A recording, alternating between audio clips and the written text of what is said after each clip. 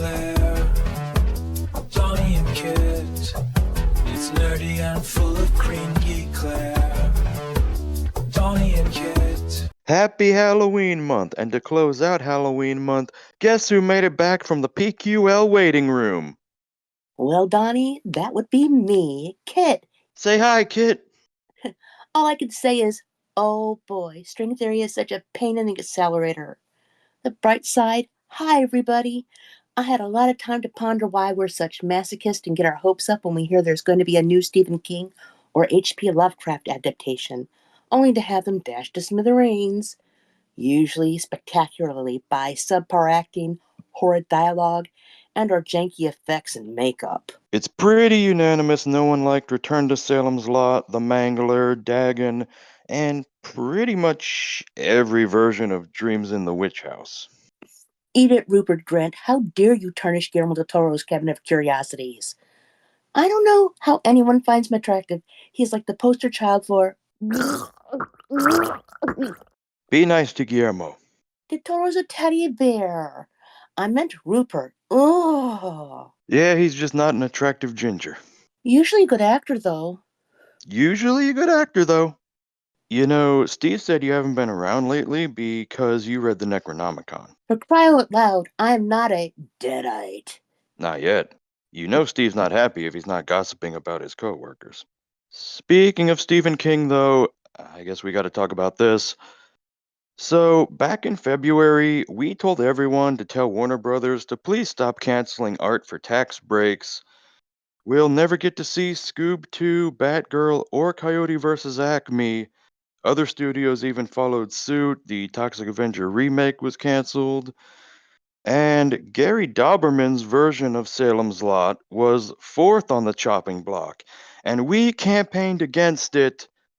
Well, Wah, wah. Turns out we wouldn't have missed it. They hacked it into a barely presentable film. it was supposed to be a 3-hour miniseries, and boy, does the edit on that show. Whatever.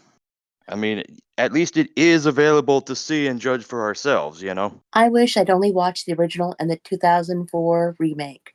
I mean, you can't go wrong with Andre Braugher, Rutger Hauer, and Donald Sutherland, not to mention Rob Lowe and the least annoying Susan, Samantha Morris. Show Warner Brothers they should never cancel finished art again by getting the numbers up on this one. Please, watch it on Max right now to close out Halloween month. Watch it and judge for yourselves. The vampire special effects were okay, and at least Jordan Preston Carter, who was Mark Petrie, did a great job. And they fleshed out his character better this time around, too, so that was nice. That's true, the kid was gutsy, brave, and loyal. Jordan did a really smash-up job.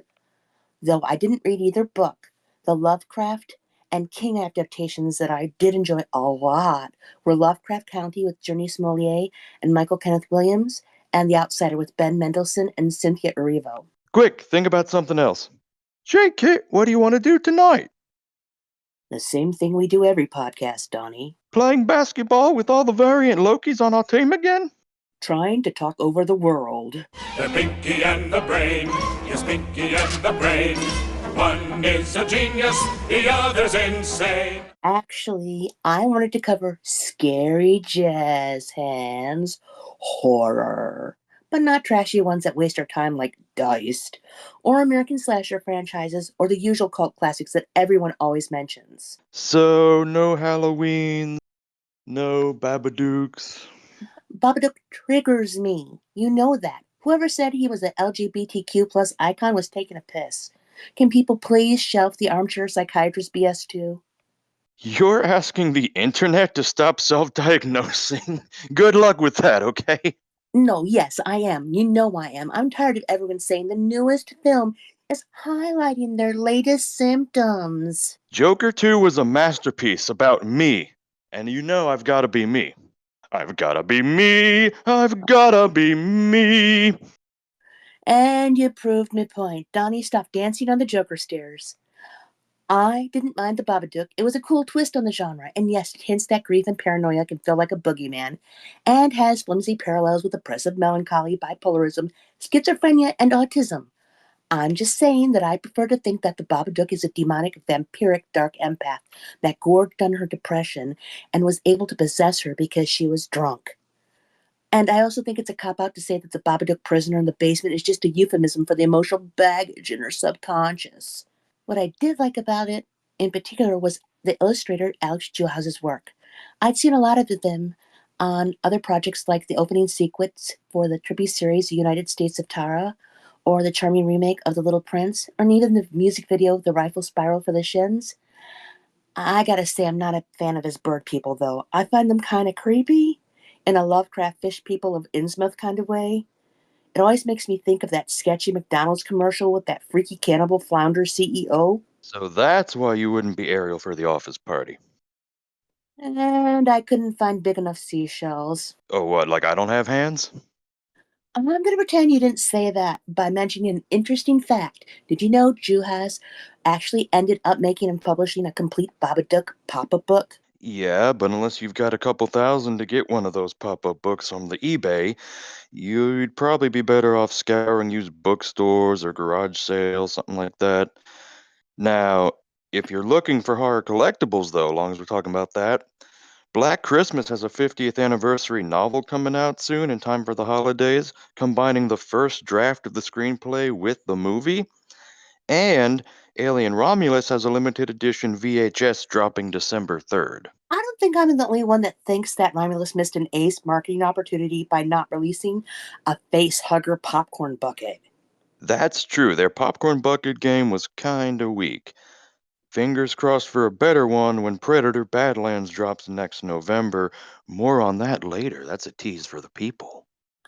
Ooh. Do you feel teased? As far as I'm concerned, Francis Ford Coppola's Betwixt Now and Sunrise and Stephen J. Mihaljevich's Violet are better examples of horror movies that deal with the topic of psychosis better. If you're a film buff, check them out. They're great to see once, with breathtaking cinematography, imagery, and the use of color interspersed with monochrome footage. Minimal CG, they're both different types of art house stylized slow burns. Like Anne Rice worked through the death of her daughter by creating Claudia in Interview with a Vampire, Francis Ford Coppola used Betwixt to exorcise the nightmare he had concerning the death of his son. Which is sad. He hoped that the film would be an experiment in live editing, inasmuch as he'd hoped to attend every screening and show different versions of the film for each audience. Here's my main complaint about this movie. Frank was so into his tortured navel gazing that he forgot other people were going to see it eventually. Instead of letting the editors turn the film into better defined vignettes or treating it like an anthology, he just made us all suffer through his disjointed nightmare. It's not that Val Kilmer and Ben Champlin don't act well, it's just too many ideas crammed into one film. Although my favorite cameo was by Don Novello, I've loved his SNL character, Father Guido Sarducci, forever. Saturday Night, a fictional biopic about real life behind the scenes chaos that happened before the first SNL broadcast, is available to pre order now, but I'm going to wait until October 11th, 2025.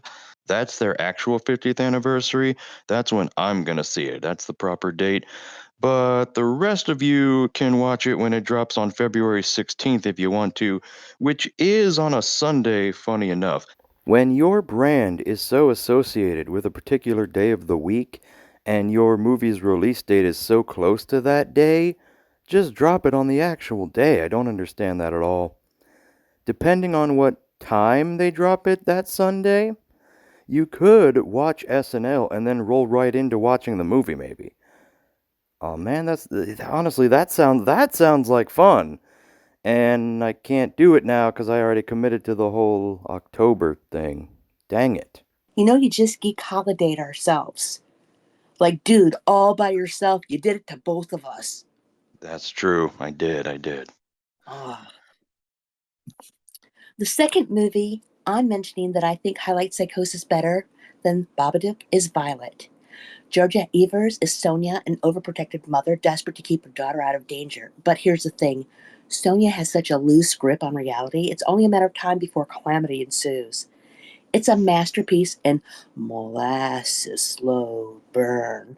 And while some of the scenes are jarring in a surrealistic jump scare sort of way, the actual horror is saved for the final act. I'd say like the last 10 to 15 minutes. It's a tangible sort of horror, not so much an existential or imaginary sort. Ah, crap, you're saying they only show avant-garde theater films in the PQL waiting room? Don't get me wrong, they have loads of other streaming services. I mean, we have a pick of literally any genre and medium. But somehow you had to suffer through an ungodly amount of nearly to completely unwatchable films?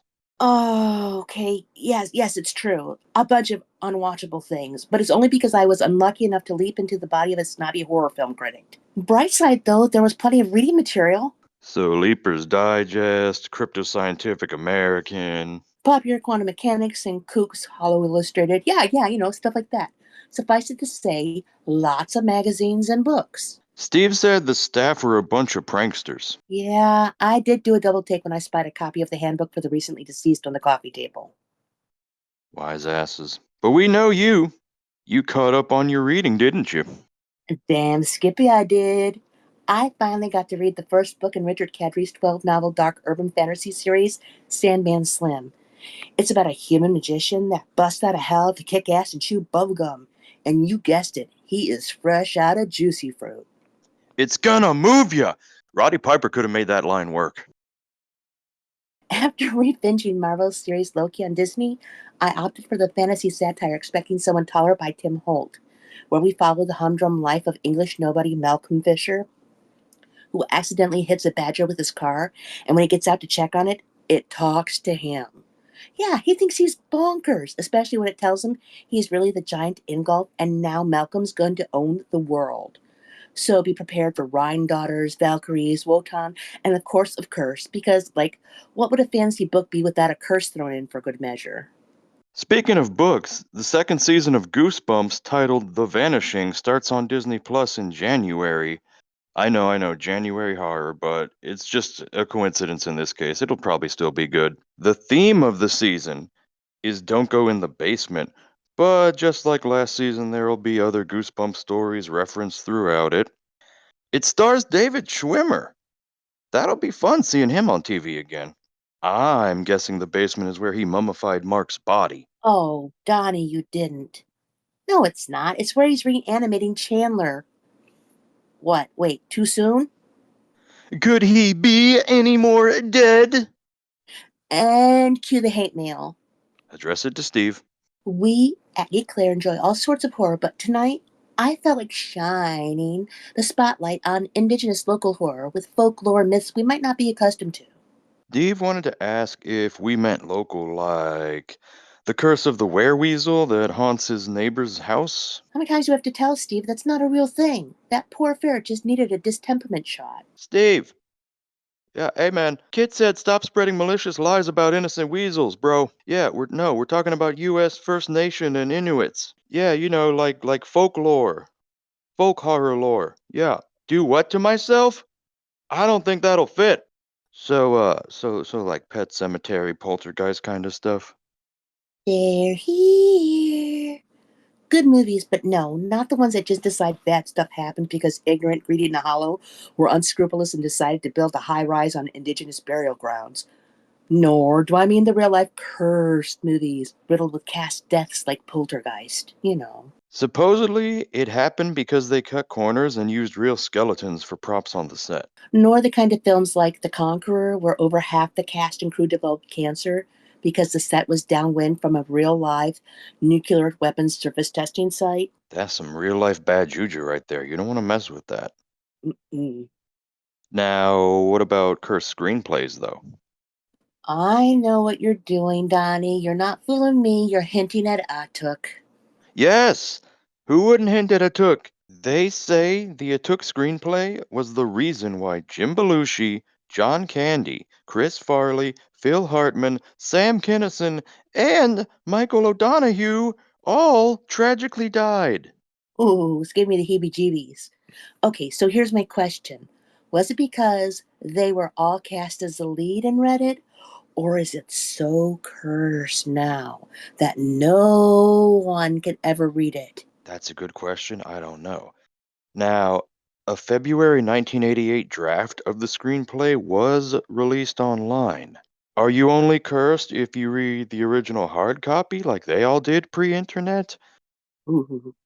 No one died from reading Mordecai Richler's novel, so we know that format's probably safe, probably being the key word, knock on wood. Well, they're still making it, so it's gotta be safe. That's true, that's true.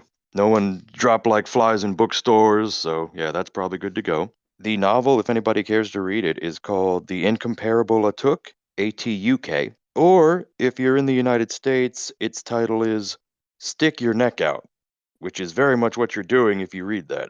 But we just want to know about the cursed status of the screenplay. So somebody, I volunteer, Steve. I second that. Tell me to stick something somewhere, bastard. Steve, find the Atuk screenplay. If you can. You know, lots of people are fond of the works of John Landis because I'm going to try to change the subject real quick. Hey, you said no cult classics. Although now that you mention it, his son Max is supposedly writing the script for an American Werewolf in London reboot, and John's directing. I am excited about that. Ooh, with modern effects, makeup, and CGI. Oh, I'm so hopeful it'll still be jaw dropping. As long as it looks better than the new Wolfman, we're good. Ugh. Don't get my hopes down again, man. I mentioned John Landis because he loosely based the seventh episode of the Masters of Horror anthology on the punk and deerwoman myth. She appears as a beautiful woman that happens to have the legs and hoofs of a deer. Her demeanor and traits vary depending on the situation and person that encounters her. She's a bit of a succubus and gets vengeance on unfaithful jerks. Brazilian actress Cynthia Moura plays the deer woman, and Dilf Brian Benben is the cop trying to catch a break and solve a string of bizarre, gory murders. You know, the last thing I saw Brian Benben in was the comedy crime mystery The Imposters. For its 25th anniversary, I Saw Ravenous. It's an 1840s period piece featuring one of the earliest film depictions of the Wendigo, an evil spirit that stalks and eats humans. Yum, yum. Guy Pearce plays Possum to win a war and is subsequently banished to California. The movie's also got Rob Carlyle, David Arquette, and a bunch of other great actors in it. Now, elephant in the room. Yes, Jeffrey Jones is in the movie too. But one bad apple shouldn't spoil the bunch, especially retroactively. I think the movie doesn't deserve to be so lowly rated. Please go check it out, you guys. It really sucks that creepers keep ruining perfectly good films and programs. So true. Sheila Toosey and Joseph Running Fox are speaking geographically accurate Washoe in this movie, and they are both actually First Nation actors. Negative, their George and Martha characters are also still smoking buds with Private Cleaves. Plus side, it has everyone's favorite Dollar Tree Henry Thomas in it. It's funny you said that. She's referring to Jeremy Davies, by the way. His role in Adventures of the Naked Umbrella is both tragic and funny. Oh, yeah, another movie. Scott Cooper directed Antlers. The film stars with Spoken Ojibwe and stars Jesse Plemons as the local sheriff and his twin, Carrie Russell, as the local school teacher trying to advocate for her student, played by Jeremy T. Thomas, who's being bullied and has a terrible secret at home. Tony Hillerman wrote the first 18 books of the detective Joe Leaphorn and Jim Chee mystery series, and when he died, his daughter Anne Hillerman continued the series with another 9 books. AMC made it into a series called Dark Winds that's currently on Netflix. Granted, it's a great period mystery, but I think it justifies a mention due to the fact that they're reservation cops, and they included a skinwalker black magic practitioner in it. Predator finally added a proper final girl to its franchise. In Prey, Amber Midthunder plays Naru, a Comanche in the 1700s whose hunting trials get crashed by, you guessed it, a predator. I love when the setup in a movie is a totally unrelated story and then a supernatural being drops in, forcing unprepared humans to figure out how to survive or die trying. Prey uses the predator great, Disney didn't tone it down any, and there's even a native language audio track option for the film. We're getting 2 more Predator movies in 2025. Predator Badlands in theaters in November with Dan Trachtenberg coming back as director, and an animated anthology movie for streaming where the Predator will fight pirates, samurai, and an unknown third thing. Kids hoping for the Spanish Inquisition. Because no one expects the Spanish Inquisition. I'm sold already. Well, since you like monster drops in the middle of stories, there's The Terror. Season 1 had that kind of sort of just a little. I mean, technically, the crew dropped in onto something based on a mythical Inuit Tupilak, a man and werebear. Kit, I don't know what you saw in the waiting room, but the HMS Erebus was not tormented by Grumpy Bear. I'm sorry, I mumbled. I said where, not care. Flying here and there and everywhere. Yeah, that makes more sense. Netflix's The Terror blends real life historical horror with supernatural twists every season. The third season is supposed to be adapted from Victor Lavelle's novel Devil in Silver and should air sometime next year. Season 1 is kind of a Dan Simmons alternate universe novel adaptation about the real life tragedy of the HMS Erebus and HMS Terror. Now, it is a slow burn, but the 10 episodes are much easier to get through than the 28-hour audiobook and way easier to get through than, well, Bermuda Tentacles. Ugh, You'll love to hate the Mr. Hickey character. not as much as Diced. True that. If you only know George Takei from Star Trek or his various self parodies, you'll be stunned to learn he's a real life Japanese internment camp survivor. The Terror Season 2, Infamy, addresses the impact Pearl Harbor had on the lives of Japanese Americans when they were forced to live in internment camps. But in the series case, it addresses that alongside a vengeful ghost. Jinkies, Donnie. George delves into his painful past and shares a very poignant, nuanced portrayal. It really shows his range, that he can be so layered here and so playful and downright campy on other programs. GeeKlare can't recommend both seasons enough. The acting is top notch, the cast is stellar, and the scripts are well done. I agree. Oh, for people that want to stay kind of in the Civil War kind of period and stuff, there's J.T. Petty's The Burrowers. It feels like the spiritual predecessor to S. Craig Zahler's Bone Tomahawk. Fans of one movie will probably like the other. In The Burrowers, Clancy Brown heads an impromptu posse that are trying, you guessed it, to recover some settlers that disappeared under mysterious circumstances. They don't shy away from the stereotypical genocide crazy Custer wannabe, a couple of decent cowboys, and some First Nation braves that not only know a lot more than they're letting on, but don't have anyone to share their secret with. I know Mr. Crab's secret. The Krabby Patty is a Wendy's classic single. No crab meat in the Krabby Patty, contrary to dark fan theories. You're blowing me away here, Donnie. But you know, I gotta say, Sandy probably imports the cows for the Krusty Krab, because she's from Texas, right? You can't say nothing about Texas! Besides, we're verging on icky crabby territory. You know how creeped out I get over talking cannibal seafood. Ugh, we digress. Apartment 7A is a prequel to 1968's Rosemary's Baby. That's a 56-year wait. That has got to be one of the longest waits for a sequel in not just horror history, film history, period. Like, think about it. Imagine you're the biggest Rosemary's Baby fan. You're begging for a sequel for years. You live decades and eventually lose all hope. You're getting ready to tell the doctor, hey, pull the plug. I'm never getting that sequel. And then one day it becomes a reality. You're a grandparent by this point, and you finally get a sequel, and you can share it with your new family. And then what they give you is just a shoddy, straight to streaming cash grab that really did nothing to expand the lore and made the first film in the timeline suck. And the 2014 Rosemary Baby miniseries remake with Zoe Saldana, and the sequel, I guess. Look What Happened to Rosemary's Baby, where Adrian is, I guess, a disappointing Satanist. I mean, what's with that? Everybody's disappointed in their kids at some point in their life, but really? He's just not a good enough Satanist. As for Apartment 7A, it made it sound like all the tenants were Satanists, down to the doorman. What made them all pick that building? So now we know there's another gateway to hell. This time it's not the Hellmouth. It's under the Brantford in New York's Upper West Side. Where are you from, anyway? The Upper West Side?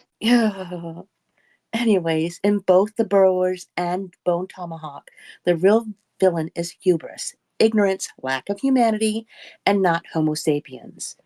I found them both enjoyable because they were a unique twist on the genre, but I don't know that I need to see them again.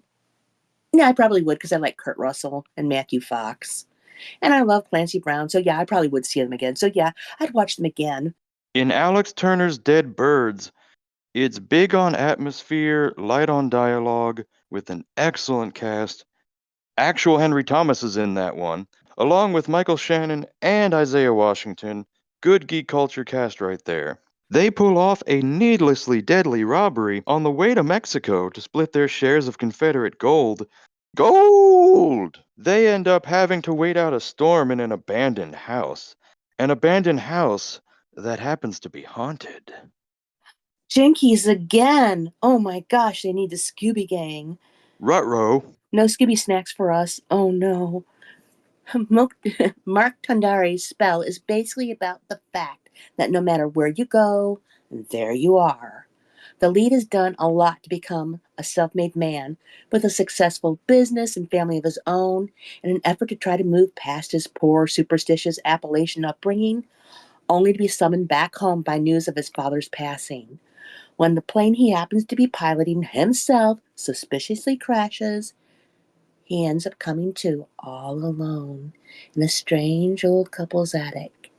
And it finally dawns on him that he's less a guest and more a hostage. And unless he can tap into his hereditary root magic, he and his family won't survive past the blood moon.